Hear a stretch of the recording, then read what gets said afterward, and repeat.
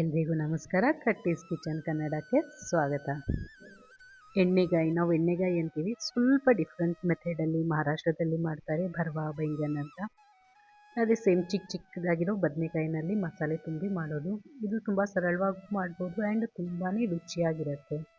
ಹೇಗೆ ಮಾಡೋದು ಅಂತ ಇವತ್ತು ನೋಡೋಣ ಕಟ್ಟೀಸ್ ಕಿಚನ್ ಕನ್ನಡದಲ್ಲಿ.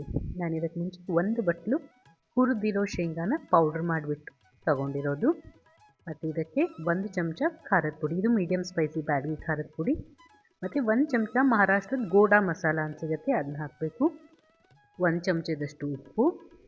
ಇದಕ್ಕೆ ಹೆಚ್ಚಿಟ್ಕೊಂಡಿರೋ ಮೀಡಿಯಮ್ ಸೈಜದ್ದು 2 ಈರುಳ್ಳಿ ಹೆಚ್ಚಿಟ್ಟಿನಿ, ತುಂಬ ಸಣ್ಣಗೇನು ಹೆಚ್ಚಿಲ್ಲ, ಎವರೇಜ್ ಆಗಿ ಹೆಚ್ಚಿಟ್ಟಿರೋದು ಅದು. ಮತ್ತು 1 ಸ್ಪೂನಷ್ಟು, ಸುಮಾರು 10-12 ಎಸಳು ಬೆಳ್ಳುಳ್ಳಿನ ಕ್ರಷ್ ಮಾಡಿ ಇಟ್ಕೊಂಡಿದ್ದು ಹಾಕಿರೋದು.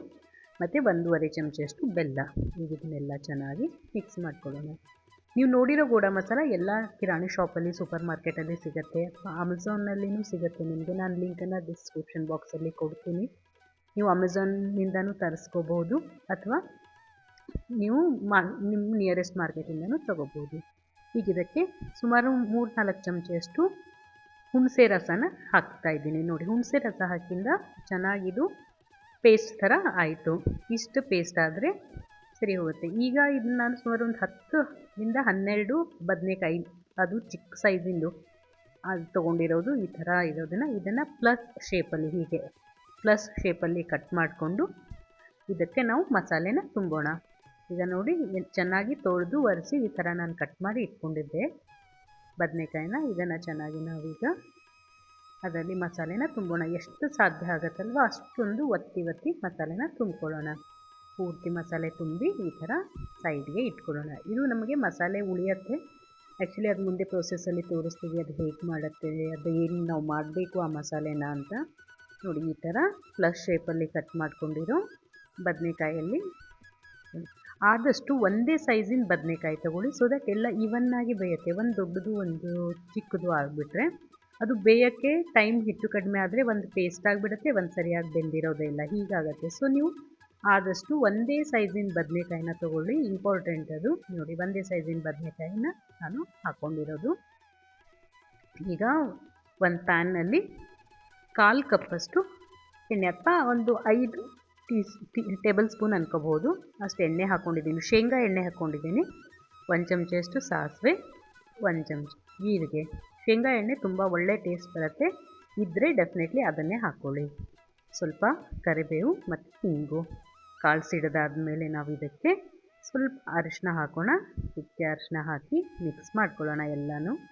ಈಗ ನಮ್ಮದು ಮಸಾಲೆ ಉಳಿದಿತ್ತಲ್ಲ, ನಾವು ಉಳಿದಿರೋ ಎಲ್ಲ ಮಸಾಲೆನೂ ಈಗ ಇದಕ್ಕೆ ಹಾಕ್ಕೊಳ್ಳೋಣ. ಸ್ವಲ್ಪ ಜಾಸ್ತಿನೇ ಮಸಾಲೆ ಮಾಡ್ಕೊಳ್ಳಿ. ನಮ್ಗೆ ಎಷ್ಟು ಮಸಾಲೆ ಇರುತ್ತಲ್ಲ ಅಷ್ಟೊಂದು ಎಕ್ಸ್ಟ್ರಾ ರಸ ಬರುತ್ತೆ. ಹೋಳು ಜೊತೆಗೆ ರಸನೂ ಇದ್ದರೆ ತುಂಬ ಚೆನ್ನಾಗಿರುತ್ತೆ. ಈಗ ಇದನ್ನು ಚೆನ್ನಾಗಿ ಸುಮಾರು 3-4 ನಿಮಿಷ ಲೋ ಫ್ಲೇಮಲ್ಲಿ ಹೀಗೇ ಮಿಕ್ಸ್ ಮಾಡ್ಕೋತಾ ಇರೋಣ. ಅದು ತಳ ಅಂಟ್ಕೊಳ್ಳುತ್ತೆ. ಎಣ್ಣೆ ಇರೋದ್ರಿಂದ ಕಂಟಿನ್ಯೂಸ್ ಅದನ್ನು ಮಿಕ್ಸ್ ಮಾಡ್ತಾಯಿದ್ರೆ ತಳ ಹೊತ್ತೋದಿಲ್ಲ. ಈಗ ಇದು ಎಣ್ಣೆಯಲ್ಲಿ ನಾವು ಫ್ರೈ ಮಾಡಿಕೊಂಡು ಹಸಿ ವಾಸನೆ ಹೋದ್ಮೇಲೆ ನಾವು ತುಂಬಿಟ್ಕೊಂಡಿರೋ ಬದನೆಕಾಯಿನ ಇದಕ್ಕೆ ಹಾಕೋಣ.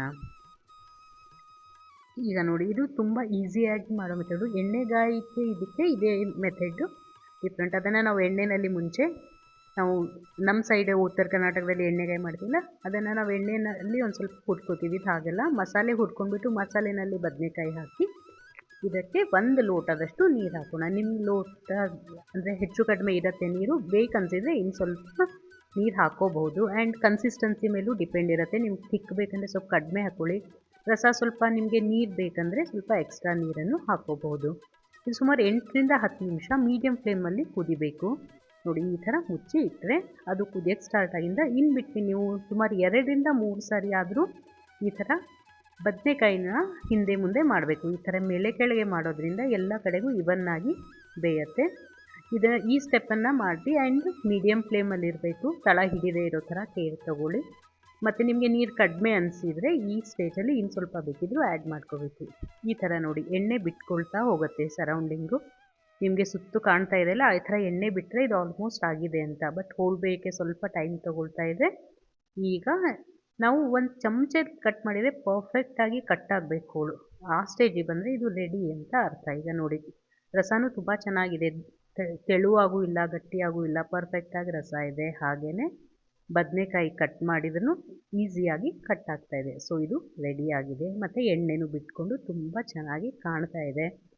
ನಾವು ಎಡಿಷ್ನಲ್ ಉಪ್ಪು ಅದು ಏನೂ ಹಾಕಿಲ್ಲ ಇದಕ್ಕೆ. ನೀವು ನೋಡ್ತಿರೋ ಹಾಗೆ ಮೊದಲೇನು ಮಸಾಲೆ ಹಾಕಿದ್ವಲ್ಲ ಅಷ್ಟೇ ಸಾಕಾಗತ್ತೆ. ಏನಾದರೂ ಡೌಟ್ ಇದ್ದರೆ ಕಮೆಂಟ್ ಬಾಕ್ಸಲ್ಲಿ ಕೇಳಿ. Thank you very much for watching. Subscribe Katti's kitchen Kannada.